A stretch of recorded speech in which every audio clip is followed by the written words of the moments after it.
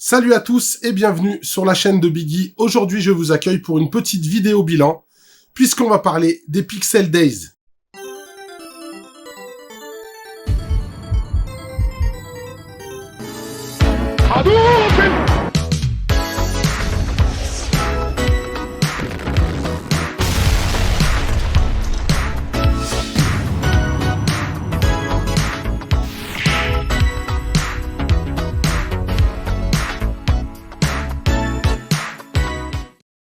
Donc j'avais envie de faire cette petite vidéo retour bilan de cette première Pixel Days pour moi. Donc voilà, j'ai eu la chance d'être invité par notre ami Ryu Gaming à participer donc à cette convention qui est en fait une grande bourse de vente de jeux vidéo, mais pas que, parce qu'il y avait également du jeu vidéo pour jouer, quoi, des bornes d'arcade, il y avait du rétro pour tester, il y avait des cosplayers, il y avait également le meeting en fait des youtubeurs afin de rencontrer les gens, leur public, du moins à cette convention là. Et que vous dire. Très honnêtement, je m'attendais pas à ça. J'étais vraiment pas prêt à ce type d'événement. C'était vraiment un événement extraordinaire et je voulais sincèrement donner un grand merci à la Team Harpy et plus particulièrement à Ryu Gaming qui est devenu vraiment quelqu'un que j'estime énormément. Vraiment, c'est devenu un ami, c'est quelqu'un que j'apprécie vraiment au plus haut point. Il m'avait fait l'honneur de participer à la Big Edge Conv en novembre 2021, hein, la convention que j'avais co-organisée avec Edge et DG de Padawan. Et là, il a eu la gentillesse de m'inviter. Bon, il m'en avait déjà parlé bien avant que je l'invite. On avait fait un live vers la fin du deuxième confinement, je crois, sur la Neo Geo. Et il m'avait déjà dit, voilà, je compte t'inviter à ma convention. Et puis, du coup, il a tenu parole. Et ça, c'était cool. Franchement, c'était une convention extraordinaire. L'organisation était vraiment au top. L'accueil était vraiment magnifique. Et je voulais également vraiment remercier les viewers belges qui me suivent. J'étais pas prêt, en fait, à autant de chaleur humaine et de gentillesse. Donc, j'ai pu rencontrer pas mal de potes belges, en fait. Hein. Je fais une gros big up à Bootcab, hein, qui est passé de temps en temps sur ma chaîne. Seb Retro, en fait, il y en a tellement à citer. Voilà, tout le monde a été tellement sympa. Donc, en fait, les gens sont venus, on a pu discuter. Ce qui est cool, c'est vraiment que dans cette convention-là, j'ai pu vraiment discuter avec les gens, prendre le temps, échanger, parler, voilà, de notre passion. Même ne serait-ce que de parler de nos vies, en fait, tout simplement, hein, sur vraiment des relations simples entre personnes normales. Et du coup, voilà, ça m'a fait énormément plaisir. J'ai fait la connaissance aussi d'autres vidéastes comme moi. J'ai eu la chance de rencontrer Ken Patch, que je connaissais aussi grâce un peu à cette sphère-là. J'ai vu mon poteau Francisco, ça m'a fait plaisir. Pareil, un gros nounours, quelqu'un d'adorable que j'avais déjà rencontré auparavant. Lui, vraiment, c'est une révélation, ce mec-là. Donc, Francisco des Trésors du Grenier. J'ai rencontré le frérot Khaled Founiman. Ça a été un plaisir de se revoir. On s'était vu justement à la Big Edge Conv. Et voilà, c'est quelqu'un avec qui j'entretiens d'excellentes relations. Hein. C'est vraiment un ami également. Ryu Gaming, du coup, j'ai pu passer du temps avec lui, discuter, vraiment parler voilà, de cette organisation-là. Il était très content, il avait le smile tout le temps. Colique aussi, on a bien rigolé. Que dire. Par contre, il y a des youtubeurs que je rencontrais pour la première fois ou que je ne connaissais pas directement. Il y a eu Rétro-Jeu. Donc Rétro-Jeu, je connais un petit peu sa chaîne parce que je m'intéresse aussi pas mal au Wii, pour réparation, etc. J'étais déjà tombé sur sa chaîne. J'ai rencontré Edouard qui était vraiment adorable. Alors lui, Edouard et sa femme Chat, ça a été vraiment pareil, une révélation absolue. On s'est vraiment bien entendu. On a passé deux excellentes journées et une excellente soirée puisqu'on a eu la chance d'aller bouffer ensemble. Il y avait également le poteau Gunhead.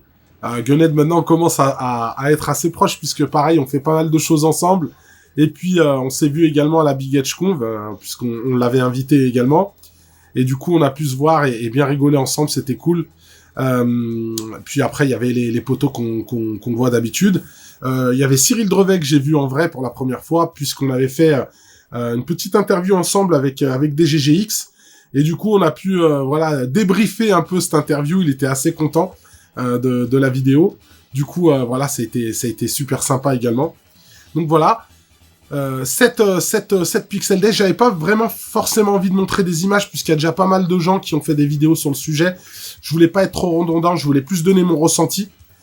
Donc voilà, c'était vraiment une parenthèse enchantée en fait cette convention, puisque d'être déjà tous ensemble, d'être avec les vidéastes que j'apprécie pour la plupart, d'être également en fait de retrouver directement les gens qui nous regardent et de discuter avec eux en vrai, ça n'a pas de prix.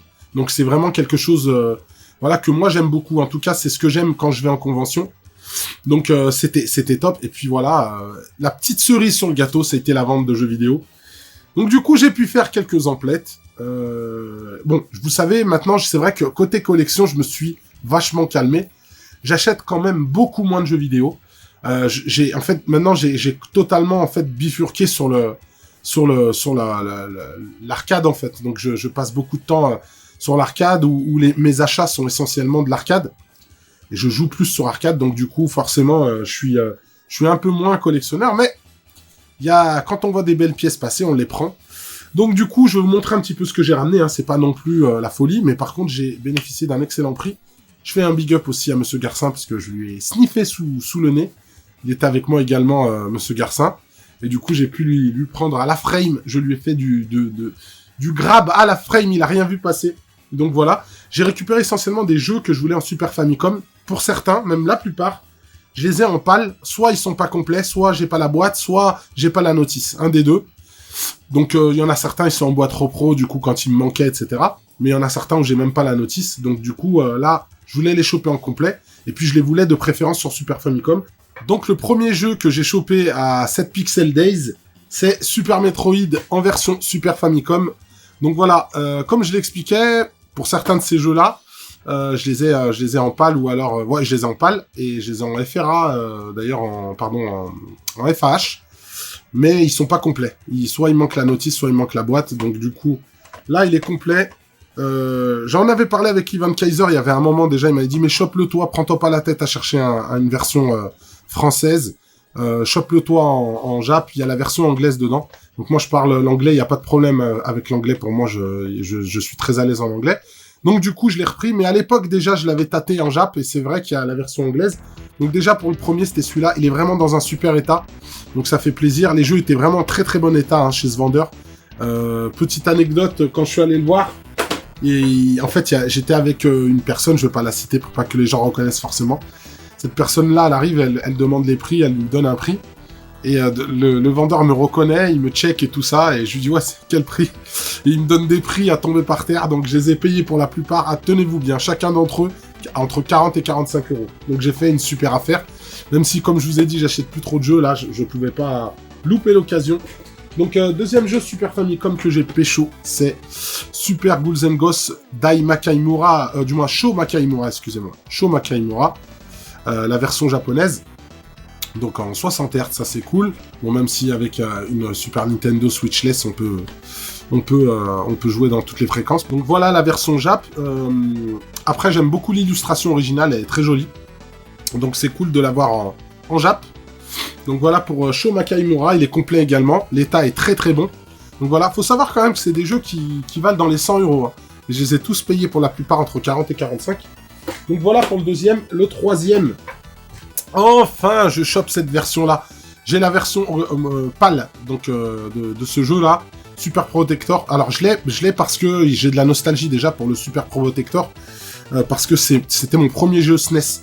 Donc, quand je me suis repris des jeux SNES, je l'ai repris celui-là, je l'ai entier, le Super Protector. Mais là, en termes de jeu, la meilleure des versions qu'il y a, c'est celui-là Contra Spirits, en fait. C'est la meilleure des versions, entre les trois versions, entre la version US et la version PAL. Celle-ci, c'est la meilleure. Donc la version Jap, Contra Spirits, mon poteau, qui se reconnaîtra, il va rager, parce qu'il est en très très bon état, vraiment très très bon état. Le vendeur me disait, ouais, il est un peu sunfade, honnêtement, que dalle, quoi. Il est vraiment en très bon état. Donc voilà, je fais un big up au CLMB, parce que c'est lui qui m'a conseillé ce vendeur, il m'a dit, va le voir, et en fait, le mec me connaissait, donc c'était cool. Ensuite, un jeu du cœur, de la vie, que dis-je, vraiment l'enfance, le traumatisme absolu. C'est Dragon Ball Z Super Butoden, le premier, la première version Super Nintendo. J'ai beaucoup d'amour pour ce jeu. C'était toute une histoire ce jeu. Hein. Je me souviens, même ma grande sœur jouait avec moi à ce jeu-là parce qu'elle était fan de Dragon Ball alors qu'elle n'était pas particulièrement fan de jeux vidéo. En fait, je l'aime beaucoup, surtout pour ses musiques. C'est vrai qu'en termes de gameplay, le 2 est mieux, ça, y a pas de problème. Mais celui-là, j'ai beaucoup de nostalgie et puis je trouve déjà la boîte magnifique de ce jeu-là. Donc voilà, faute de l'avoir chopé ultra complet. Bon là, il est complet, il y a la notice, voilà, la notice à l'intérieur, complet, boîte notice. Faut savoir que pour ce jeu, normalement, il y a deux notices. Il y a deux notices, il y a une carte brillante, il y a une reg card et une autre instruction card. Et là, en fait, moi, je l'ai pris comme ça parce que l'autre était trop cher. Mais j'ai vu la version avec la carte brillante, c'est juste magnifique, ça m'a fait de l'œil.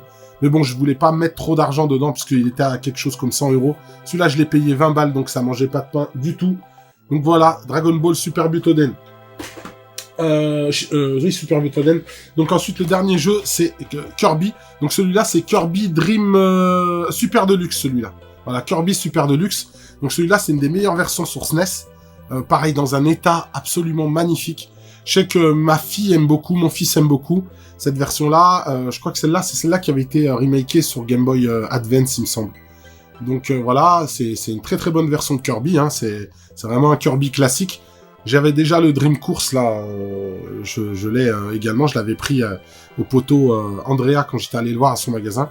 Donc voilà, celui-là aussi je l'ai payé 40 balles, donc franchement donné, surtout dans l'état, voyez, vraiment vraiment nickel. Donc je suis content d'avoir chopé ça, et puis j'ai chopé un peu de Mega Drive, un jeu Mega Drive pour être exact. C'est un jeu d'enfance que j'ai voulu me reprendre, c'est Decap Attack, ça faisait un moment déjà que je voulais le rechoper celui-là. Il y avait la version japonaise, mais j'ai préféré prendre celle-ci. La version japonaise, elle tient pas la comparaison avec celui-là, puisque celui-là, il a été reskiné dans en Occident, dans un jeu un peu ambiance Halloween, alors qu'il est beaucoup plus féerique. Normalement, c'est la suite de Psycho Fox, il me semble. En tout cas, c'est les personnes qui l'ont fait, il me semble que c'est ça. Donc voilà, la version japonaise et la version entre guillemets originale, il a été restylé pour nous, mais moi, j'avais beaucoup d'affection puisque je l'avais à l'époque quand j'étais gamin, donc j'avais envie de me le rechoper depuis un moment, et pour le prix, j'ai préféré ne pas décliner. Regardez, il est à 18 €, je l'ai payé 15 balles. Donc franchement, rien à dire des Capata qui vient rejoindre la petite collègue Mega Drive, et puis j'y jouerai dans pas longtemps, parce que j'ai pas d'Everdrive sur Mega Drive, le mien est tombé en panne, j'avais un Everdrive chinois qui fonctionne plus. Donc voilà, pour ce que j'ai chopé. Donc voilà, ça a été vraiment cool. Il y avait des PCB d'arcade, c'était la première fois que je voyais ça dans une bourse de jeux vidéo. Il y avait du choix. Bon, c'est pas les jeux que je recherchais, mais il y avait du choix, il y avait du bootleg de l'original. Donc il y avait quand même pas mal de choix. Neo Geo, il n'y a pas eu beaucoup de jeux, on va dire, mis à part Andrea, qui en avait pas mal, mais c'est pas des jeux que je recherche. Et puis sinon, je serais passé en direct par lui. Mais il y avait pas énormément de jeux. Il devait en avoir, je sais pas, il devait avoir un ou deux vendeurs qui en faisaient. Mais c'était essentiellement les jeux que tout le monde a. Et qu'est-ce qu'il y avait d'autre? Ouais, donc PCB d'arcade, pardon, j'ai été surpris d'en voir. Ça, c'était cool. Mais voilà, il y avait énormément de choix, des consoles. Il y avait des jeux, ça allait des consoles récentes à maintenant. Ah oui, j'ai chopé aussi le Mario Kart Live Home Circuit là pour mon fils qui le voulait. Donc ça, c'était cool aussi. Je l'ai pas payé cher, je l'ai eu 9 à 79 €. Donc ça, c'était cool. Et puis voilà quoi, mais vraiment un week-end féerique, un week-end extraordinaire. J'ai surkiffé de retrouver tout le monde comme ça fait plaisir.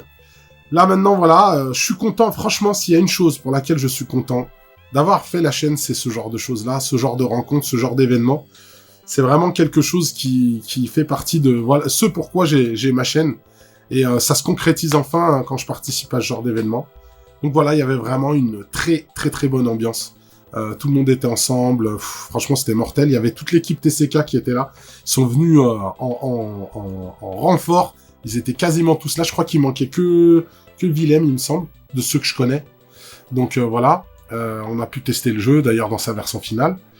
Il y avait pas mal de monde qui était intéressé. Ben voilà, il y avait Monsieur Garcin qui a fait, qui a aussi exposé ses œuvres. Hein. Il avait ramené son Wolverine géant là. Il est parti, hein, quelqu'un l'a pris direct. D'ailleurs, j'ai rencontré les personnes qui lui ont pris, et on en a discuté dehors. J'aurais dit, oh là, vous avez fait une super affaire et tout, c'est cool que vous ayez pu le prendre. Donc voilà, c'était vraiment vraiment cool. Il y a eu tellement de gens que j'appréciais, des vendeurs que je connais, qui connaissent ma chaîne. C'était top. Vraiment, vraiment, ça m'a fait vraiment plaisir de participer à cet événement. J'ai fait quelques vidéos interviews qui passeront certainement sur la chaîne de différentes personnes. Je pense à Track Enjoy notamment, je pense à Vega Mike aussi. Très gentil Vega Mike, ça m'a fait plaisir de le rencontrer en vrai. Voilà, il y a aussi Retropolo qui est avec nous, qui va sortir pas mal de vidéos Retropolo. Donc voilà, vraiment gros big up à la Team Harpy et à Ryu Gaming. J'espère te retrouver très vite. Il y a des trucs qui sont sur le feu, donc du coup, j'espère te retrouver vite. Moi, je vous retrouve en tout cas, du moins en IRL, la prochaine, ce sera pour le HFS, qui aura lieu le 6 et 7, du 6 au 8 mai à Vierzon. D'ailleurs, je vais proposer un live dans quelques heures, on va dire ça comme ça. Je participerai également à la Castle Geek qui aura lieu le 25 et le 26 juin à Château-Renard, et là, ça va être l'occasion de tous se retrouver, puisqu'il y aura Gunhead, il y aura Garcin, il y aura peut-être d'autres surprises, hein. Il y aura peut-être d'autres personnes là-bas, vous êtes pas prêts. Donc, Castle Geek, ce sera le prochain événement, voilà. Donc, hâte de vous rencontrer de nouveau. Je vous remercie à tous, et en attendant, je vous dis à bientôt. Salut!